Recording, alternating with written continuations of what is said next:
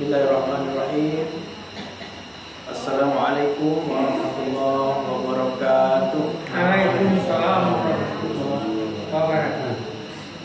Alhamdulillahilladzi anzala as-sakinata fi qulubil mu'minin liyazdadu imanan ma'a imanihim. Asyhadu an la ilaha illallah wa asyhadu anna Muhammadan abduhu wa rasuluh la nabiyya ba'da amma ba'd. Allahumma shalli wa sallim ala Muhammadin wa ala alihi wa ashabihi wa man tabi'ahum bi ihsanin ila yaumiddin. Qala Allah Ta'ala fil Qur'anil Karim, a'udzu billahi minasy syaithanir rajim. Alam tara anna Allah ya'lamu ma fis samawati wa ma fil ardh ma yakunu min najwa thalathatin illa huwa rabi'uhum wa la khamsatin illa huwa salisuhum wa la adna min dhalik wa la adna min dhalika wa la akthara illa huwa ma'ahum aynama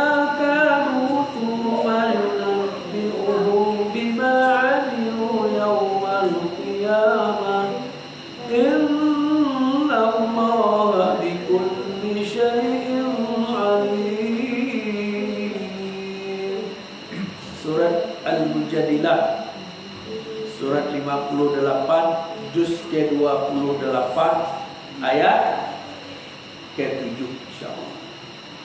Artinya, tidakkah engkau perhatikan bahwa Allah mengetahui apa yang ada di langit dan apa yang ada di bumi?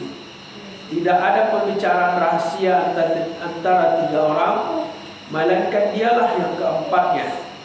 Dan tidak ada 5 orang, melainkan dialah yang keenamnya. Dan tidak ada yang kurang dari itu atau lebih banyak, melainkan dia pasti bersama mereka dimanapun mereka berada. Kemudian dia akan memberitakan kepada mereka pada hari kiamat apa yang telah mereka kerjakan. Sesungguhnya Allah Maha mengetahui segala sesuatu. Pertama-tama sekali tentunya kita bersyukur kepada Allah Subhanahu wa taala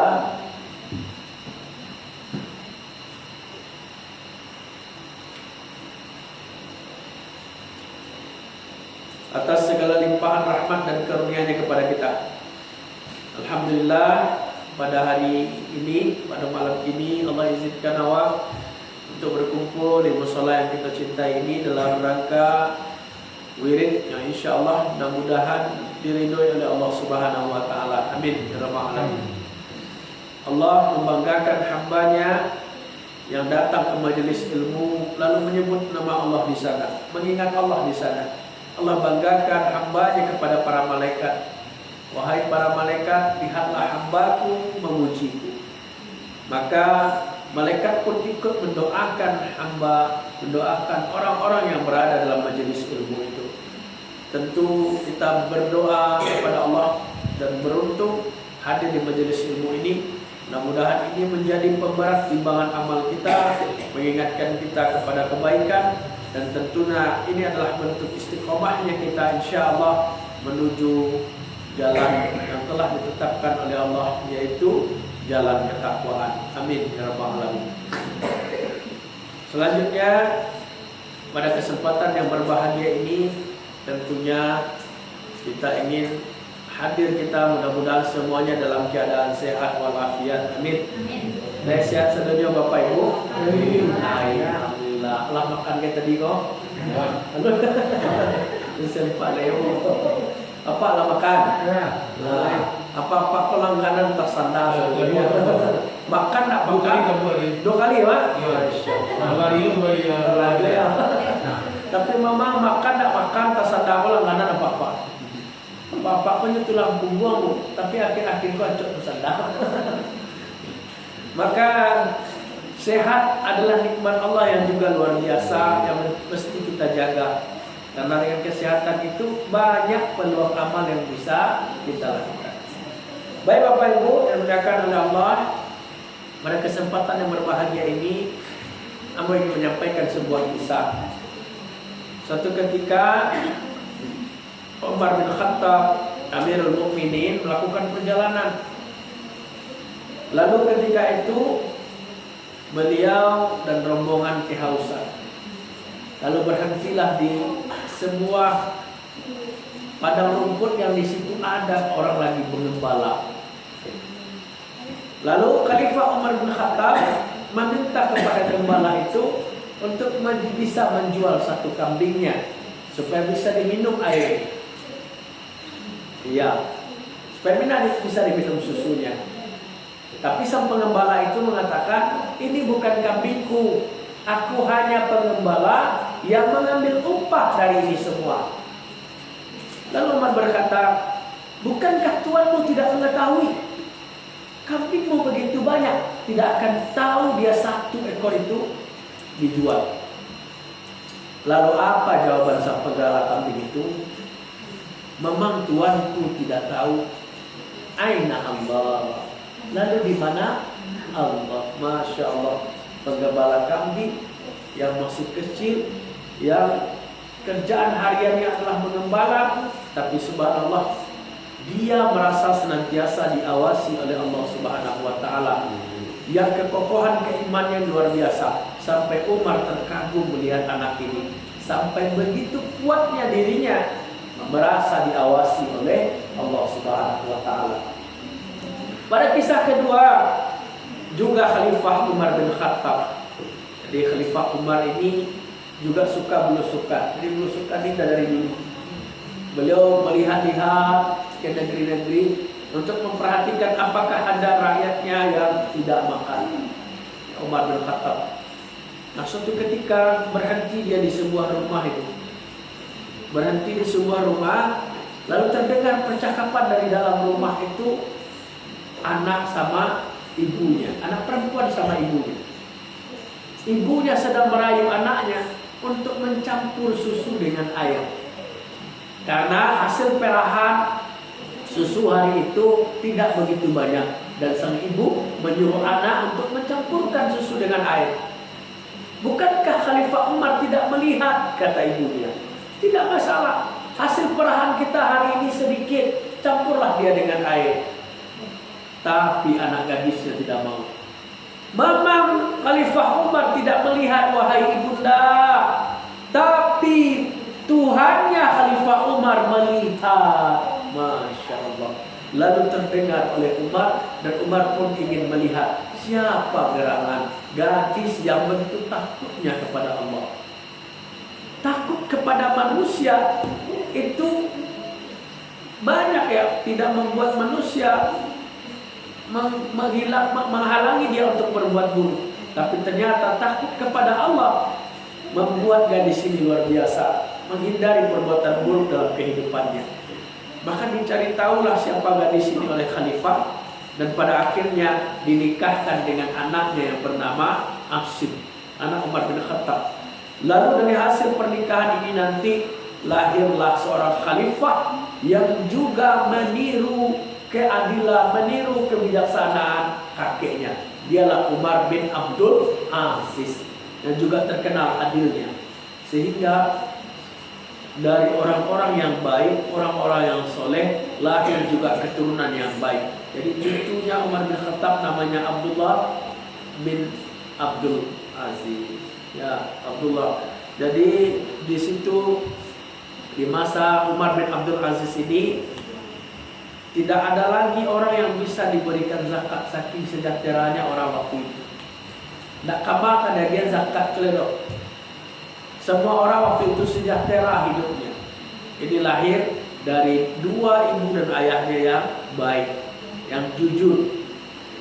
Dan pada kesempatan lain juga Bapak Ibu, juga ada sebuah kisah seorang sahabat yang ditugaskan untuk menjaga perbatasan. Ditugaskan untuk menjaga perbatasan dari serangan musuh.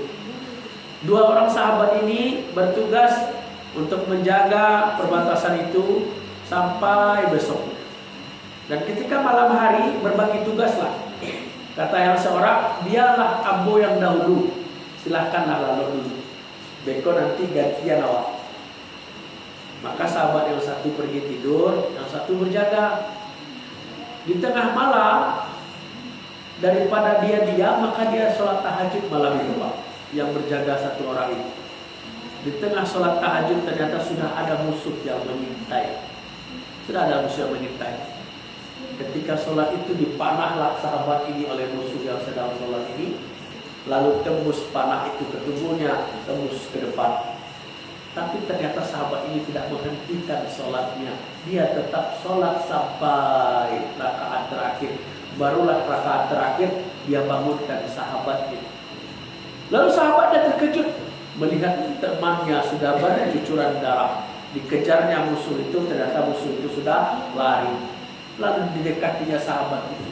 Wahai sahabatku, kenapa engkau tidak bangunkan aku? Kenapa engkau biarkan panah itu menembus tubuhmu? Apa jawab sahabat ini?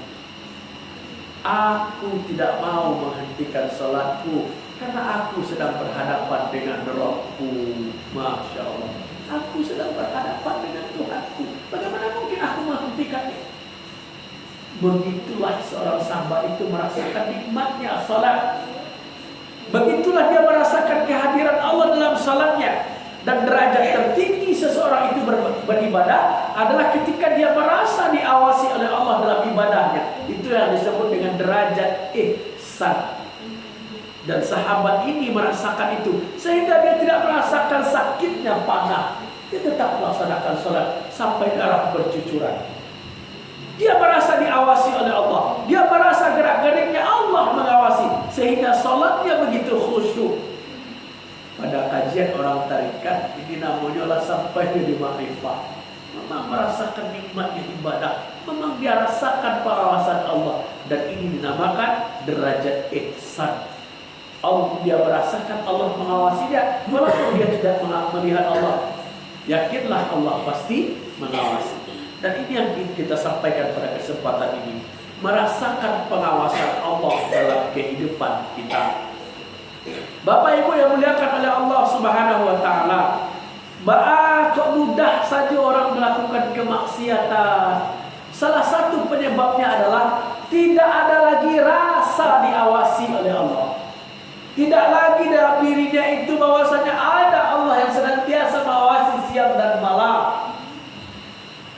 Kenapa maksiat begitu merajalela? Karena mungkin mereka tidak lagi merasakan ada Allah yang senantiasa hadir dalam hidupnya. Allah Maha mengetahui segala sesuatu. Dan Allah mengawasi, dia tidak tidur dan tidak pula mengantuk. Allahu la ilaha illa huwal hayyul qayyum. Tidak tidur dan tidak pula mengantuk. Mengawasi seluruh perjalanan alam. Jika ditulis Bapak Ibu, satu helai daun saja jatuh dari tampuknya, itu Allah tahu. Berapalah banyak jumlah daun di muka bumi ini, tidak terhitung, dan Allah tahu. Atau yang lebih luar biasa lagi, sabu hitam di batu hitam di hari nang kolak, nampak doang? Nampak Pak? Sabu hitam di batu hitam hari kalap. Tapi Allah mengetahui. Maka seorang hamba yang merasakan diawasi oleh Allah, dia tidak akan berani bermaksiat, walaupun dalam keadaan sendirian, walaupun dalam keadaan sepi, walaupun dalam keadaan tidak dilihat oleh siapapun. Inilah yang dinamakan dengan muraqabatullah, merasa diawasi oleh Allah. Semakin besar dia merasa diawasi oleh Allah, semakin besar takutnya pada Allah, semakin besar taatnya kepada Allah, dan semakin besar dia terasa nikmatnya ibadah. Lalu bagaimana cara Allah itu mengawasi kita? Ada 3 cara Allah mengawasi kita Bapak Ibu. Yang pertama itu Allah langsung mengawasi hambanya. Langsung Allah mengawasi. Itu dalam surat Qaf disebutkan, dan sungguh kami telah menciptakan manusia dan mengetahui apa yang dibisikkan oleh hatinya, dan kami lebih dekat dengan urat lehernya. Jika mereka melakukan pembicaraan, jika mereka berdua, maka Allah lah yang ketiga. Jika mereka bertiga, maka dia yang keempat. Langsung Allah mengawasi hambanya. Jadi tidak ada perantara, bahkan lebih dekat daripada urat leher. Allah mengawasi setiap makhluknya. Maka dari itu, jika seorang hamba terhujam dalam hatinya, ya Allah, Engkau mengawasi ya Allah. Tidak mungkin aku bermaksiat kepadamu ya Allah. Tidak sanggup aku berbuat curang ya Allah. Engkau mengawasi. Betapa malunya aku menghadapmu nanti ya Allah, ketika aku curang dalam kehidupanku. Betapa malunya aku nanti jika Engkau panggil ya Allah, aku tidak malu bermaksiat kepadamu. Betapa malunya aku nanti menghadap ya Allah, jika aku menghadap dengan maksiat dan dosa. Karena sesungguhnya ketika aku bermaksiat, ketika aku berdosa, bukankah Engkau melihatku ya Allah? Rasa malu yang timbul ke dalam diri karena merasa diawasi oleh Allah, itu akan mengokohkan iman dalam diri seorang muslim, akan menguatkan hatinya, dan akan menjadikan nikmatnya ibadah dalam kehidupannya. Tapi jika merasa diawasi Allah itu sudah hilang dalam dirinya, dia tidak lagi merasakan getar dalam hatinya, bahkan ibadah pun tidak lagi berdampak kepada hidupnya. Padahal Allah sudah janji, inna salata tanha 'anil fahsya wal munkar. Ibadah itu, salat itu mencegah perbuatan keji dan munkar. Tetapi karena salatnya tidak lagi merasa diawasi Allah, salatnya tidak lagi menghadirkan Allah dalam salatnya, maka yang terjadi adalah dia lalai.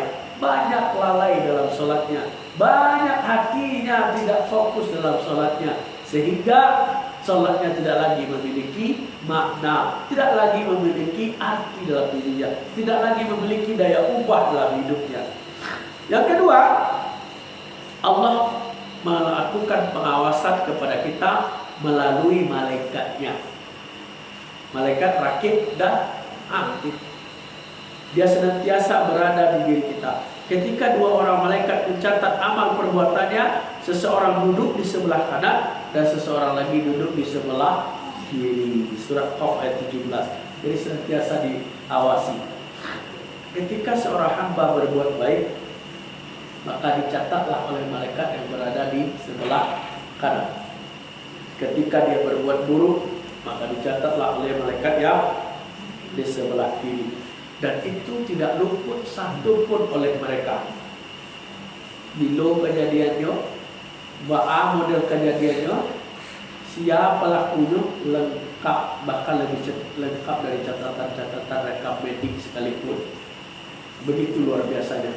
Dan tidak ada kesempatan bagi kita untuk membantah. Semuanya tercatat dengan baik. Tapi ada kebaikan yang luar biasa yang Allah berikan kepada kita.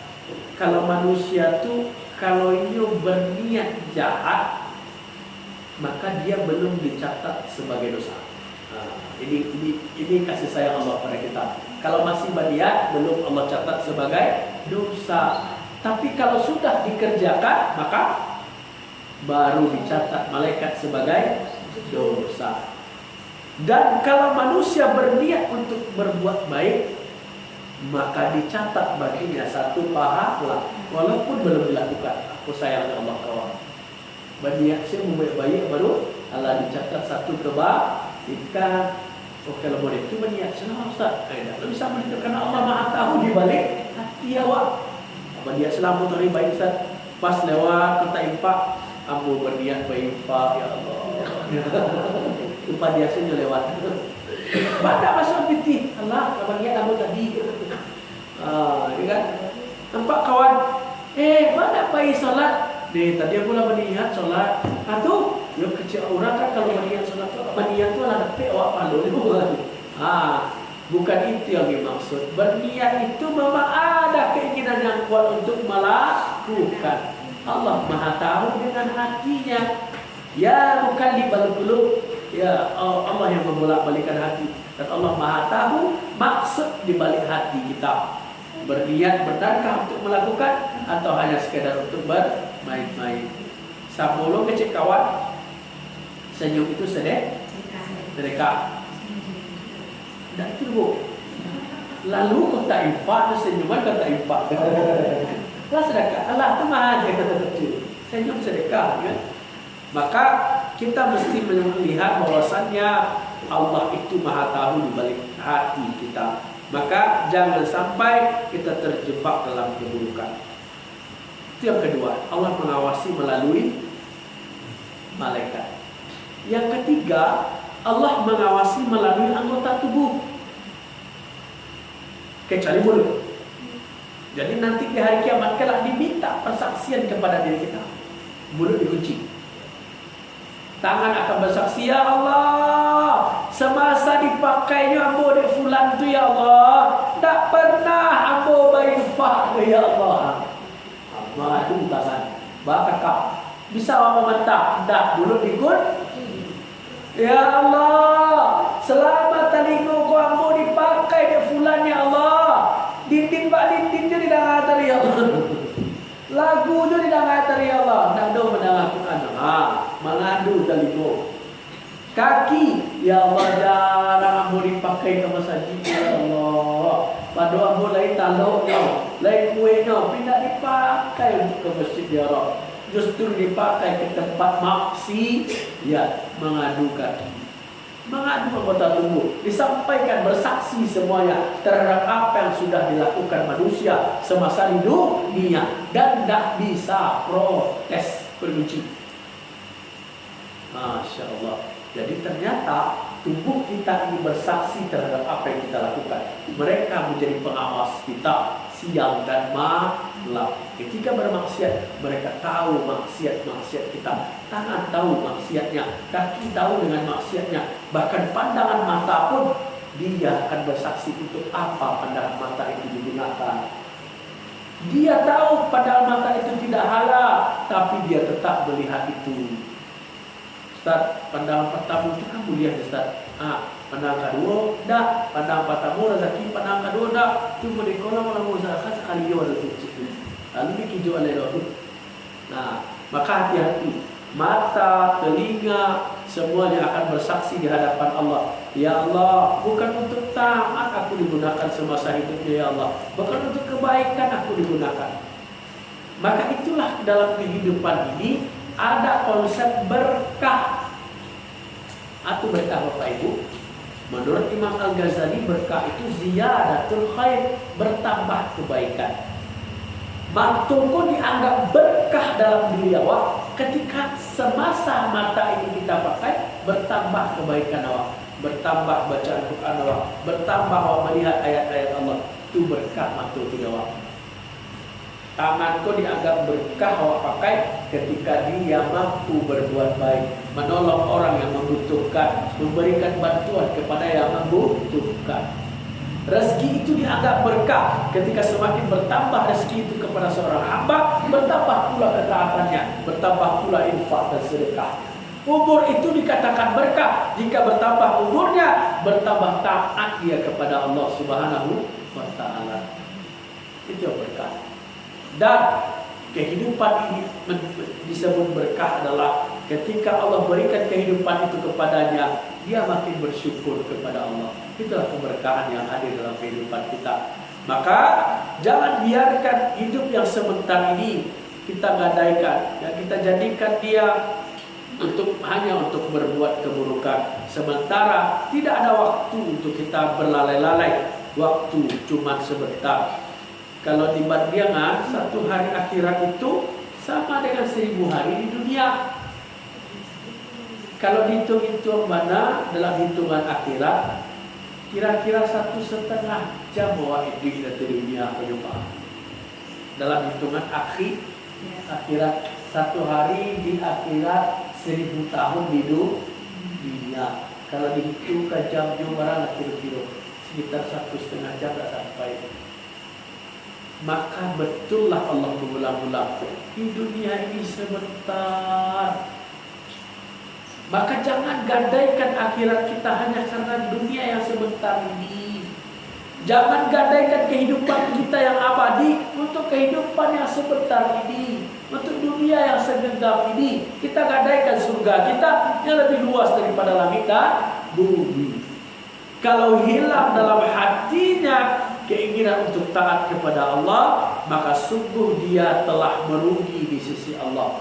Kehidupan yang dia jalani hanya kehidupan yang penuh dengan kerugian. Karena sungguh ketika dia tidak menjadikan kehidupan ini untuk mengumpulkan bekal, ada perjalanan yang teramat panjang yang butuh bekal yang teramat banyak nanti. Ibarat persinggahan, maka di tempat persinggahan itu bukan tempat istirahat kita. Istirahatnya seorang mukmin itu nanti di surganya Allah, bukan di dunia.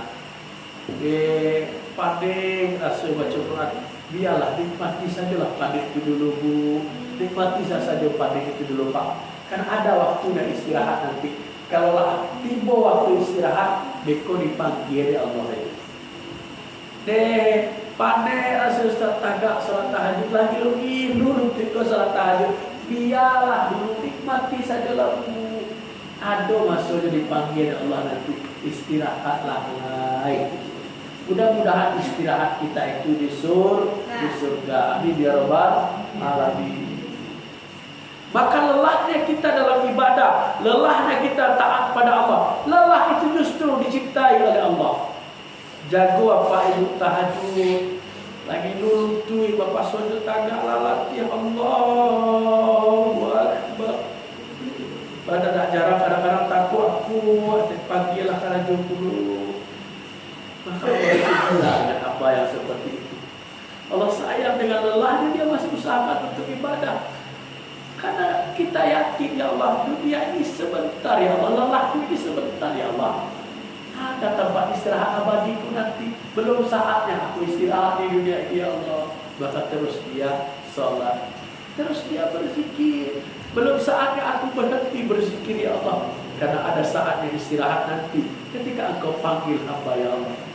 Dan kita berharap ketika Allah memanggil kita, mudah-mudahan dipanggil dengan panggilan kesayangan.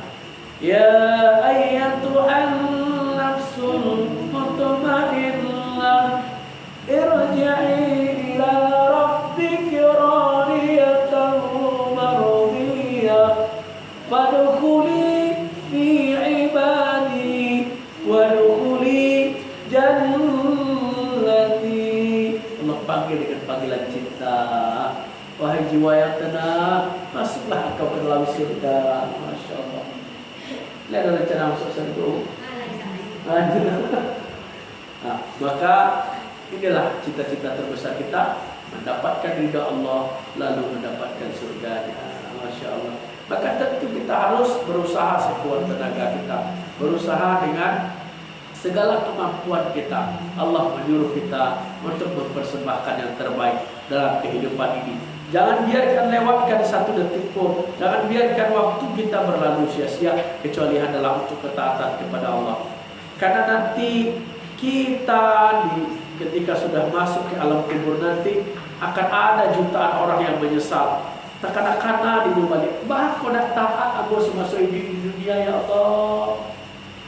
Bah kau nak sujud lo aku ketika dunia. Bah kau nak baca Quran ku jadi bacaan aku di dunia ya Allah.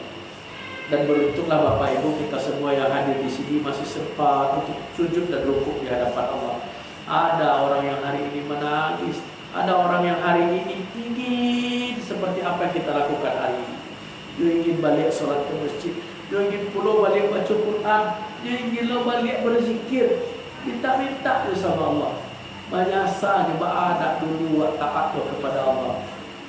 Bahkan diabadikan oleh Allah dalam surat As-Sajdah. Walau tara izil mujrimuna nakisu ru'usihim inda rabbihim Rabbana absarna wa sami'na farji'na na'mal salihan illa mukidun. Membalas ya Allah. Ya Allah lah nampak kami azab tu ya Allah. Ya rupun doa azab tu ya Rabb. Benar yang kau sampaikan ternyata ya Allah. Rabbana, balik ya Allah ya Tuhan kami. Wa musarna, telah nampak oleh kami ya Allah. Wa sami'na, telah terdengar azab itu oleh telinga kami ya Allah. Farji'na, kembalikan lagi kami ya Allah, kembalikan kami lagi ya Allah. Minta kembalikan kubur itu lagi. Farji'na na'mal salihan. Kami akan beramal soleh. Kami akan baca Quran. Kami akan sujud ke hadapan-Mu ya Allah. Kami akan berzikir. Kami akan berbuat baik. Semuanya disebutkan kepada Allah. Minta dikembalikan. Inna mukidun. Karena telah yakin kami yakin ya Allah. Lalai kami salah rupo-ruponyo. Nak percaya kami salah rupo-ruponyo. Acuh saya kami salah rupo-ruponyo. Ternyata benar semuanya ya Allah. Timbul penyesalan. Dan itu jumlahnya miliar bahkan jutaan orang yang menyesal seperti itu. Lalu apa kata Allah? Kalla, sekali-kali tidak. Karena ketika sudah datang perjanjian itu, tidak ada lagi kesempatan untuk kembali ke dunia. Yang tinggal adalah penyesalan sepanjang hayat. Tunggulah awak dihadirin lagi. Tunggulah Allah buat perhitungan jawab lagi. Kalaulah awak adalah orang-orang yang taat kepada Allah, maka kubur kita itu adalah taman-taman surga. Tapi kalau awak adalah orang yang engkar, kuburan itu adalah salah satu lubang neraka yang setiap hari meronta-ronta diazab oleh Allah.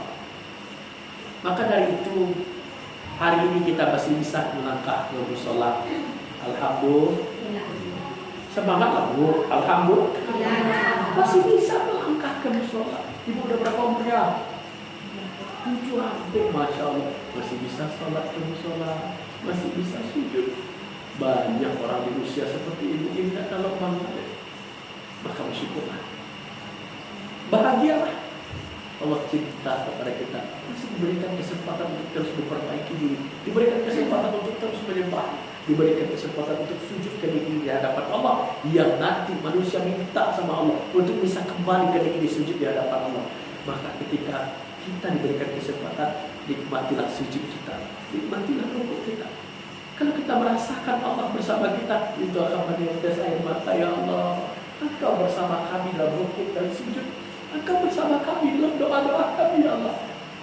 Kalaulah kita ingin jujur dalam kehidupan kita, pernah tak Allah mengecewakan orang lebih jiwa? Tak pernah. Kalau kita ingin jujur, ya Allah, saya belum pernah Engkau kecewakan aku dalam hidupku, ya Allah. Karena ulahku sendirilah aku menderita. Bukan karena Allah. Allah itu Ar-Rahmanir Rahim. Allah itu penyayang, pengasih. Lalu apa yang membuat kita menderita selama ini? Ulah kita sendiri, perilaku kita sendiri, itu yang membuat kita menderita. Darah tinggi yang Ustaz. Menurut penelitian, darah tinggi itu disebabkan oleh ketidaksabaran kita, mudah terpancing emosi. Akan wakil salah kok. Apabila tidak sabar, lainnya apa? Darah tinggi. Nah, saya salah. Tidak penyakitnya salah itu. Awak berlama-lama awak seperti itu, akhirnya. Yo kalau berang awak sandiri Bapak Ibu, tubuh awak depresi selama 6 jam. Sampai ini awak berang no? 6 jam tidak normal tubuh awak jadi no? Tiba di detak jantung maka tuncai, tak tung. Nah, tidak stabil darah ini. Jadi siapa nyebab penyakit itu? Awak. Makan. Ini tiga, pola makan, pola pikir, pola hidup. Itu tiga penyebabnya itu. Makan, cancang masuk kaliur, masuk rantang dimakan. Susah dulu. Tiba samurai, sana salah. Allah dah ingatkan, makanlah, minumlah, tapi jangan berlebih-lebihan. Dalam surah Al-Maidah diingatkan Allah, makanlah kamu dan minumlah kamu, dan makanlah dari sumber yang halal lagi halal wa thayyiban. Itu indahnya Islam. Begitulah Allah menciptakan syariat supaya orang selamat hidup orang. Bahaya halal dan thayyiban itu. Islam ini tidak hanya memperhatikan makanan itu halal. Daging jawi halal. Halal Pak? Halal. Tapi ini tidak toyib untuk penderita darah tinggi jika dimakan berlebihan. Yo halal yo, tapi tidak bagus untuk penderita darah tinggi jika dimakan berlebih. Tapi bagi orang yang tidak punya penyakit boleh. Gula halal, tapi tidak toyib untuk penderita diabetes. Betul itulah. Bayangkan kalau tidak hanya sekedar halal diminta kita untuk dimakan, tapi juga toyib. Makan, minum, boleh nggak? Halal nggak? Tapi tidak boleh berlebihan. Tidak toyib berlebih. Nah, yang diri sapiwat kalau masalah makan kok ditampe orang berani. Namanya dua siapa? Nama biasa sama siapa? Awak pas makan dah habis. Nah salah siapa? Makan itu banyak-banyak. Akhirnya mubah. Letak di bawah bangku. Letak ya Allah. Ya. Sebutir nasi yang kita sisakan itu untuk bisa tumbuh seperti itu. Berapa perjuangan orang untuk bisa bertani. Warna bertani kita rasa menarik. Padinya 3 bulan bakabihan gitu. Ya bu, bapupuk, basiangi. Ale, ati pun nampak dawak makan tak buang-buang. Disalin nasi na basi suruh tu amal salah kok. Ya rasa diri jatuh mak saya ya Allah. Walaupun tidak bari awak deh. Tapi ba'a perjuangan untuk bisa tumbuh. Nah, ba'a Allah akan berikan kasih sayangnya sementara awak tidak bersyukur dengan apa yang sudah Allah titipkan. Ba'a awak akan dapatkan kemudahan dalam kehidupan sementara awak berulah dalam diri awak melakukan keburukan. Maka benar kata Allah, Il ahsantum li anfusikum wa in asatum falaha. Kebaikan yang kamu lakukan akan kembali kepada dirimu, dan keburukan yang kamu lakukan juga akan kembali kepada diri awak. Jadi kalau awak lakukan kebaikan, balasannya kebaikan. Sebaliknya, jika keburukan awak lakukan dalam kehidupan, nanti timbulkan diri awak juga keburukan. Itu hukumnya di alam. Nah, maka dari itu mari kita bersama-sama untuk berlomba-lomba dalam kebaikan, sehingga yang ada nanti adalah kebaikan. Tidak ada satupun yang sia-sia dalam kehidupan ini. Kalau awaklah melakukan kebaikan lalu dibalas oleh orang dengan keburukan, berhentikah kita berbuat baik? Lawan sampunyo, yung lengan sawa, esok ada sampul itu. Ya, berhenti awak menyapu yo, sapu tarun. Di lengan itu dia, sapu dia. Dia cuaca, sapu dia. Lekat dengan semuanya. Sapu tadi. Ya, kadang waktu nak lasa kali itu, oh tidak, entah mana awak nak buat yang buat nanti. Ya pak, tak boleh. Ma tahu, kiro lopan ditanya, mana pak Budi?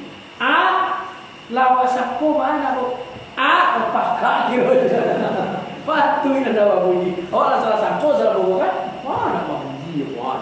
Kiro yo, iyo, itu mah boleh kan? Tak boleh salah sampo. Iya, kironya nak terangkan. Apa moto? Le, pak moto kau yang sabar ya. Tuh, penyalim sekawan di buku. Udah dulu memang gas-gas. Mungkin dia sakit biasa dulu.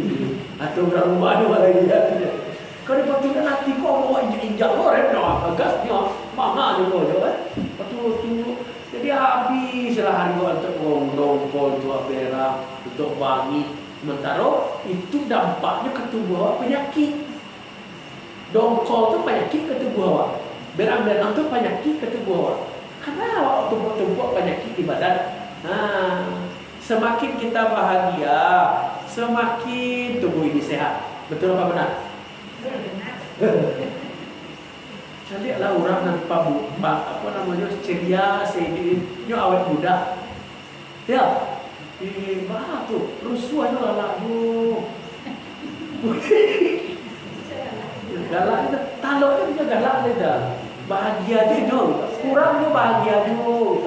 Ditanya, tidak ada rusuhan apa dia ada kan rusuhan gitu. Rusuh pada awak berubahnya waktu itu. Tidak, berubahnya. Tidak. Makanya ada di nenek amor dulu. Ada tak awak punya pepatah gitu.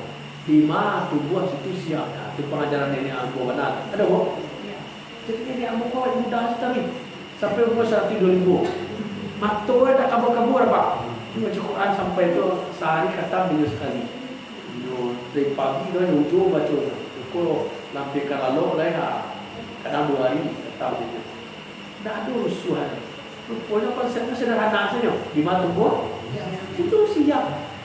Mana awak rusuh untuk sesuatu yang tak dalam jangkauan awak tidak perlu rusuh. Maka Allah menyelesaikan. Tapi sesuatu yang ada dalam jangkauan awak, mana awak rusuh ada dalam jangkauan awak?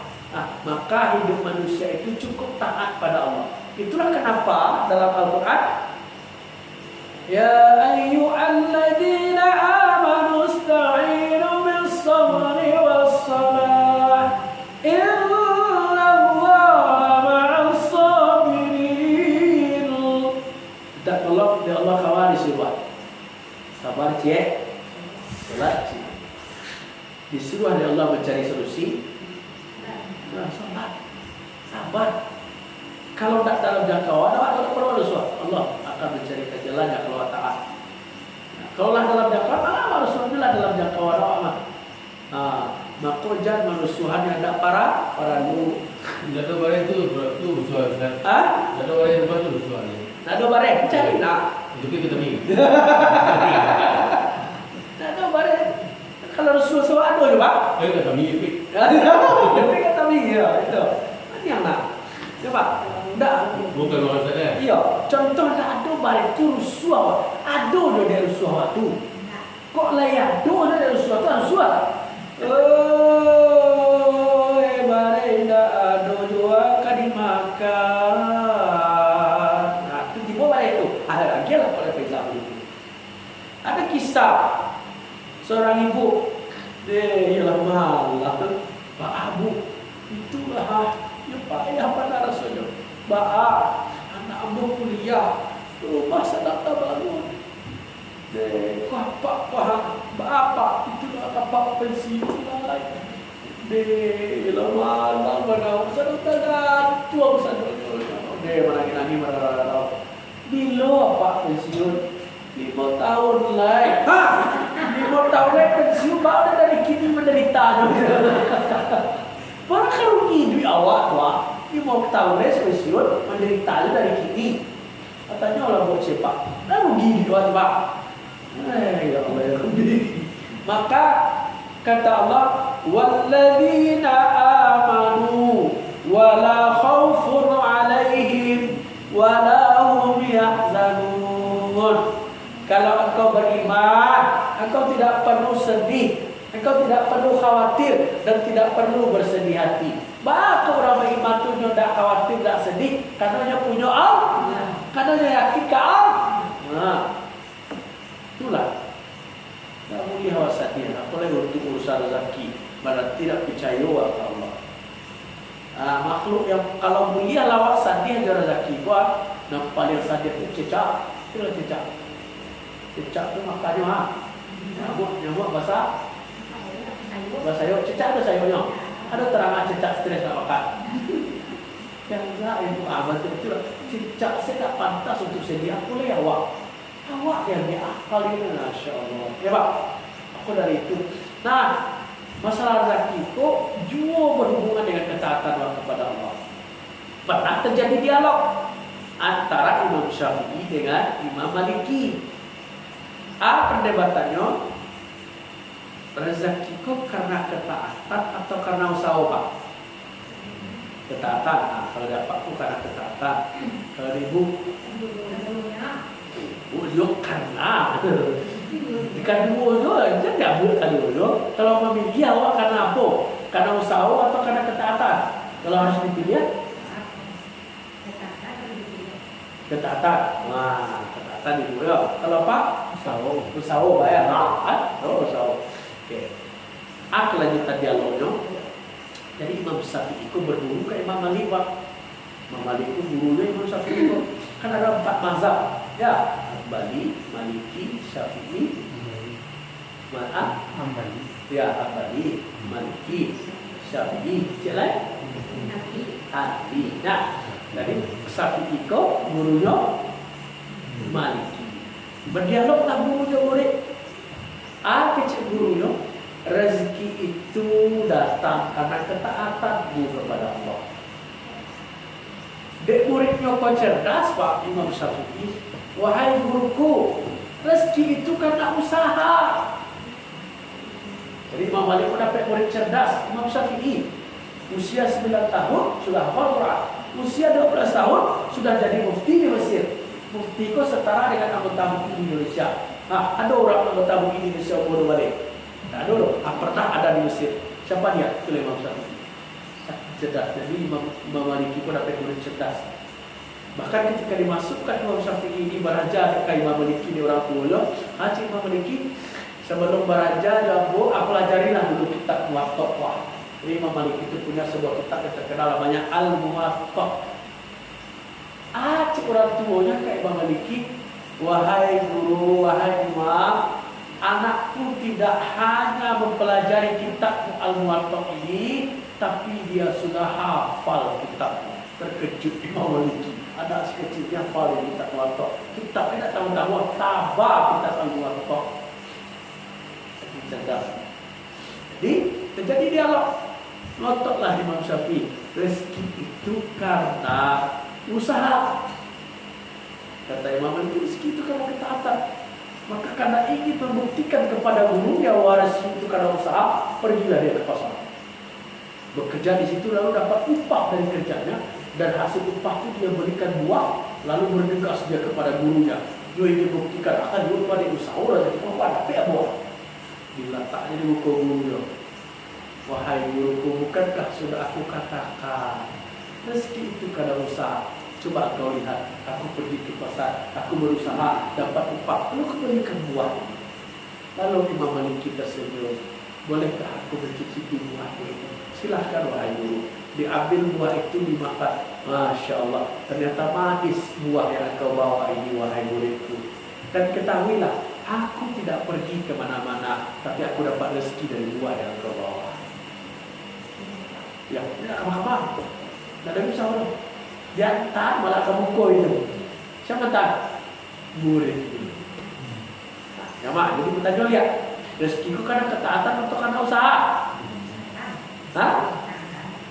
Dua-duanya. Balik gaji ke pangkat. Ada karena usaha, ada karena ketaatan. Dua-duanya Allah beri jalan. Nah, tapi jika harus memilih, mana lebih kuat? Tapi dibuktikan oleh Imam Malik. Di dua itu ada jalannya. Di dua itu Allah berikan jalannya. Tapi jika harus memilih, maka ternyata jalan ketaatan itu mengundang rezeki dari Allah. Tapi ketika seorang hamba jauh darinya, dia dicabut keberkahan rezeki dari dirinya. Jangan salah itu. Artinya kalau harus memilih di antara keduanya, karena ketaatan lebih utama daripada hanya sekedar berusaha. Supaya apa? Supaya rezeki itu berkah. Bukan itu Bapak Ibu yang bisa sampaikan. Kita berdoa kepada Allah, ya Allah, kita tidak pernah tahu akan berapa lama lagi yang Kau panggil kami ini, ya Allah. Maka harapan kami ketika saatnya kami harus kembali kepadamu, panggil kami dalam keadaan taat kepadamu, ya Allah. Amin. Panggil kami dalam keadaan takut kepadamu. Panggil kami dalam keadaan kami merasa Engkau awasi, ya Allah, sehingga kami tidak berbuat maksiat. Karena sungguh ketika kami sudah dipanggil, lalu ternyata kami berdosa, tidak ada kesempatan lagi untuk memperbaiki. Tapi sekarang ketika Allah bangunkan kita di pagi hari, itulah bentuk kesempatan yang masih Allah titipkan untuk kita. Apalagi akhir-akhir ini Bapak Ibu, dah sekali dua kali tiuk sabata HPku memberitakan inna lillahi wa inna ilaihi raji'un. Lalu selesai wak baca lek ibu lo di grup yang lain inna lillahi wa isi baru. Lalu selesai lek ibu lo cik lek. Lalu selesai lek patakku di samping rumah mana lo. Bu, ibu itu ya di samping rumah SMA mana. Anu selesai mau membaca dulu anu di grup kuado kira mga balok deh kira lagi dulu tetangga. Masya Allah. Maka apa hikmahnya? Hikmahnya bagi Allah begitu dekat kematian itu dengan kita ya Allah. Maka jadikan kematian itu jalan bagi kita untuk memperbaiki amal, jalan untuk membuat ibadah semakin khusyuk, jalan untuk menjauhi maksiat dalam diri ini. Dan besar harapan kita panggil dan cabut nyawa kami dalam keadaan taat kepada Allah. Jangan dalam keadaan bermaksiat, jangan dalam keadaan melukai hati orang lain, jangan dalam keadaan membuat keburukan. Dan kita harap ketika Allah kumpulkan awak di siku bersambung, mudah-mudahan Allah kumpulkan peluang nanti di surga. Assalamualaikum warahmatullahi wabarakatuh. Waalaikumsalam.